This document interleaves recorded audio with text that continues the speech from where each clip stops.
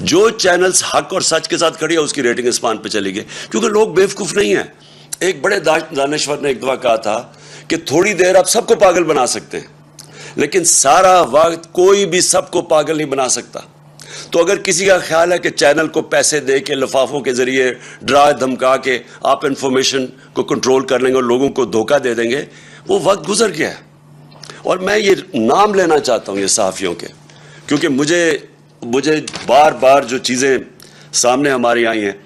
اب ارشد شریف، اس کے اوپر ایف آئی آر کٹوا دی ہے.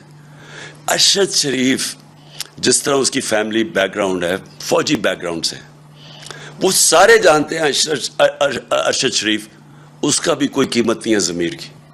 اس کو جس طرح ہراساں کیا جا رہا ہے کہ اس کا کسی طرح منہ بند ہو جائے. صابر شاکر وہ ملک چھوڑ کے چلا گیا. تو صابر شاکر کو کوئی آج سے تو نہیں وہ صحافت کر رہا ہے، 20 سال سے کر رہا ہے، ہم سب جانتے ہیں اس کو. وہ ملک چھوڑ کے چلا گیا. اور میں سبی ابراہیم اس کے پیچھے پڑے ہوئے ہیں. جمیل فاروقی نوجوان ہے، اس کے پیچھے پڑے ہوئے ہیں. ایک کوئی بات کر دے کال آ جاتی ہے ان نون نمبر سے کہ یہ نہیں کرو گے تو ہم یہ کر دیں گے، نہیں تو ایف آئی آر آ جائے گی. عدنان عادل وہ، اور میں عارف حمید بھٹی، میری بڑی تنقید کرتے ہیں عارف حمید، لیکن عارف حمید اس کو دھمکیاں دی جا رہی ہیں کہ تمہیں اب یہ کر دیں گے. اور ڈاکٹر محیط پیر زادہ یعنی وہ کوئی غدار ہے، اس کے اوپر اس کو خوف ڈرایا جا رہا ہے. اور میں سیاست پی کے کا خاص طور پہ کہنا چاہتا ہوں، ایک عدیل نوجوان ہے، وہ کینیڈا چلا گیا ہے کیونکہ اس کو اتنا انہوں نے خوف ڈرایا اور دھمکایا. ہمارا ارسلان، ہمارے تحریک انصاف کے وہ سوشل میڈیا کے ہیڈ، ان کے گھر میں چلے گئے. ان کی وہاں ماں تھی، ان کی بہنیں تھیں، وہ وہاں اس کا کزن آیا ہوا تھا، اس کو 15-20 لوگ اندر گھس گئے، اس کو مارا پکڑ کے، خوف پھیلایا ہوا. پھر ہمارے سوشل میڈیا ایکٹیوسٹ، وہ یوٹیوبرز، ٹک ٹاکرز، وہ میرے پاس آئے، وہ کوئی بات کرنے وہ اسی دوران میں آئے، ان کو کال چلی گئی وہاں سے، او کہ آپ نے یہ نہیں کہنا، وہ نہیں لکھنا. دیکھیں بات سنیں، میں آج یہ سوال پوچھتا ہوں سب سے، اپنی قوم سے، اور میں اپنی جوڈیشری سے سوال پوچھتا ہوں، کیا پاکستان میں فنڈامنٹل رائٹ سسپینڈ ہو گئے ہیں؟ پہلے بتا دیں کیا مارشل لاء لگ گیا یہاں؟ کہ یہ کون سی آئین اجازت دیتا ہے ان چیزوں کا؟ یہ تو میں نے آپ کو گنایا ہے. میری جو اپنی پارٹی ہے، جو کیمپین پہ نکلا ہوا ہے، جو 20 حلقوں میں، وہاں جا کے جی وہ موزم جو تو یہ اس کے اوپر ایف آئی آر کاٹ دی. ایک شرافت لڑکا ہے، وہ ہماری کیمپین کر رہا تھا، اس کو، وہ پیسے والا آدمی ہے، 40,000 روپے کی چوری کے کیس میں اس کو اندر جیل میں ڈال دیا. وہ وہاں سے نکلا، پھر اس کو جیل میں پکڑ کے ڈال دیا جب وہ اس میں ایک کیس میں فارغ ہوا. یعنی یہ کیا کوشش ہو رہی ہے؟ میں پھر سے اپنی ادب سے اپنی عدلیہ سے پوچھتا ہوں کہ کیا ملک میں فنڈامنٹل رائٹ سسپینڈ ہو گئے ہیں؟ 25 مئی کو جب ہم نکلے ایک پرامن احتجاج کے لیے، اور ہماری ساری تاریخ ہے پرامن احتجاج کی. ابھی جو سیٹرڈے کو ہم نکلے ہیں، کتنی پبلک نکلی ہے پرامن احتجاج میں؟ لوگوں کو غصہ بہت ہے، لیکن جب ایک پولیٹیکل پارٹی پرامن احتجاج کرتی ہے تو یہ ایک ملک میں کیوس سے بچتا ہے ملک. 25 کو انہوں نے کیا کیا؟ جس طرح ہی عورتوں رات کے 2 بجے عورتیں تھیں، کوئی ایک سین میرے ذہن میں رہتا ہے، وہ ایک 10 سال کی بچی اور اس کی ماں، اور وہ رو رہی ہیں کھڑی ہو کے کہ پولیس وہاں گھس گئی صبح کے 2 بجے ان کے گھر. پھر ایک 11 سال کے بچے کو پولیس پکڑ کے لے کے جا رہی ہے کیونکہ اس کا باپ گھر میں نہیں تھا. کیا یہ مقبوضہ کشمیر ہے؟ کیا یہ فلسطین ہے؟ فلسطینیوں سے ہو رہا ہے؟ کون سی دنیا میں ایک اپنی حکومت اپنے لوگوں سے وہ کرتی ہے جس کی کوئی تاریخ ہی نہیں ہے؟ بتائیں، ہماری کوئی تاریخ ہے انتشار کی؟ ہم ہمیشہ قانون کے بیچ میں رہے ہیں، ہم نے ہمیشہ قانون کی حکمرانی پہ چلے ہیں. ہم جب فیملیز کو بلاتے ہیں، اور آپ نے دیکھنا جتنی خواتین آتی ہیں اور فیملیز آتی ہیں ہمارے جلسوں پہ، تو کیا وہ انتشار کے لیے ہم بلاتے ہیں ان کو؟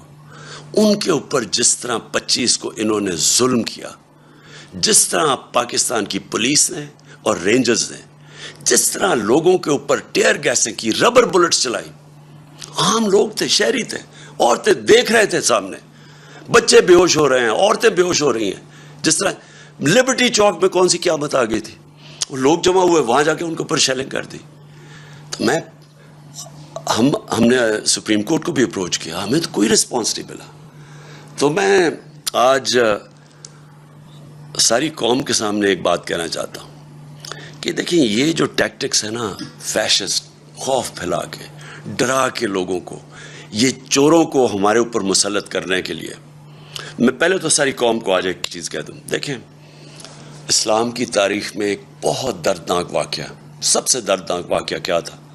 حضرت امام حسین کی شہادت. وہ کیا ہوا تھا؟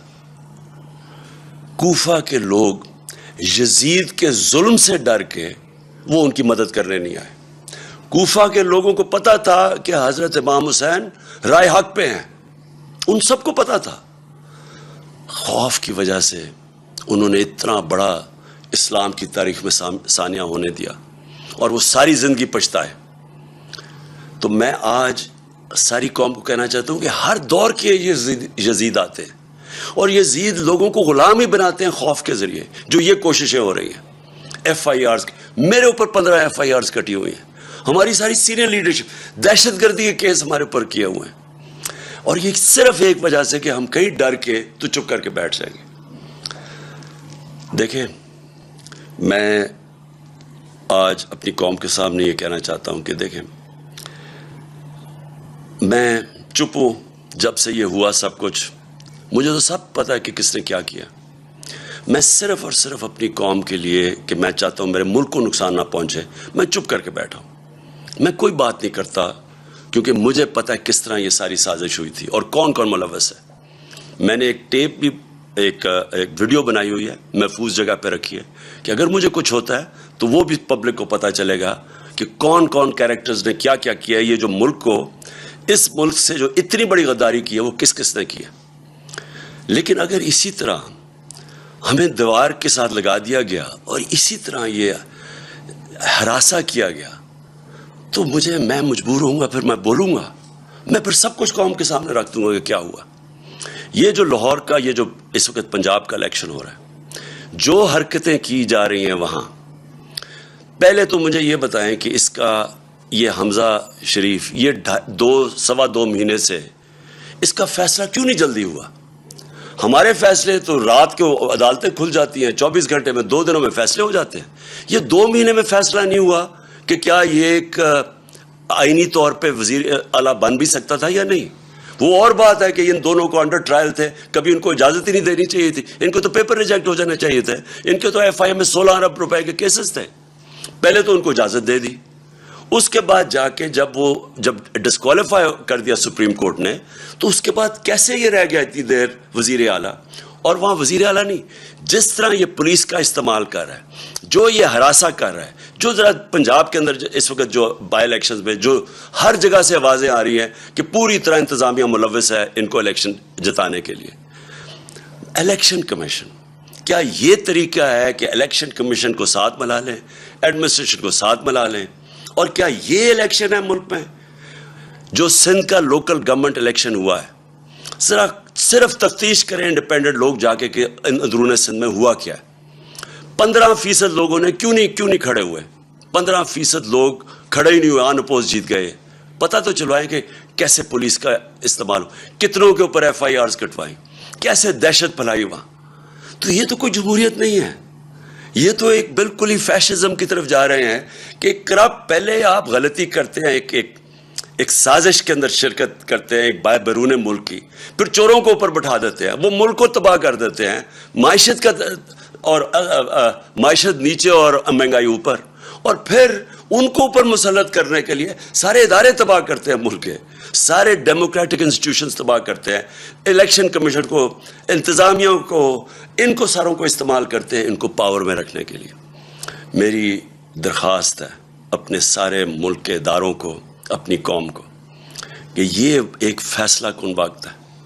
یہاں اگر ہم نے کسی وجہ سے, میں قوم کو اب کہہ رہا ہوں, خوف کے بت کے سامنے جھک گئے تو یہ آگے یہ چوروں کا یہ وہ کریں گے اس ملک کے ساتھ کہ یہ یاد رکھیں کہ یہ 30 سال سے دونوں پارٹیز پاور میں ہیں. 30 سال سے ان کے ہوتے ہوئے آپ کو پتہ ہے کہ 80 کی دہائی میں پاکستان سارے برے صغیر میں سب سے آگے تھا. 90 کی دہائی میں جب سے ہی آئے ہیں ہمارے آگے، ہمارے ہندوستان بھی آگے نکل گیا، بنگلہ دیش بھی ہمارے سے آگے نکل گیا. ہم تو پاکستان کے ساتھ بڑے، کوئی تصور ہی نہیں کر سکتا تھا کہ بنگلہ دیش پاکستان سے آگے نکل سکتا ہے.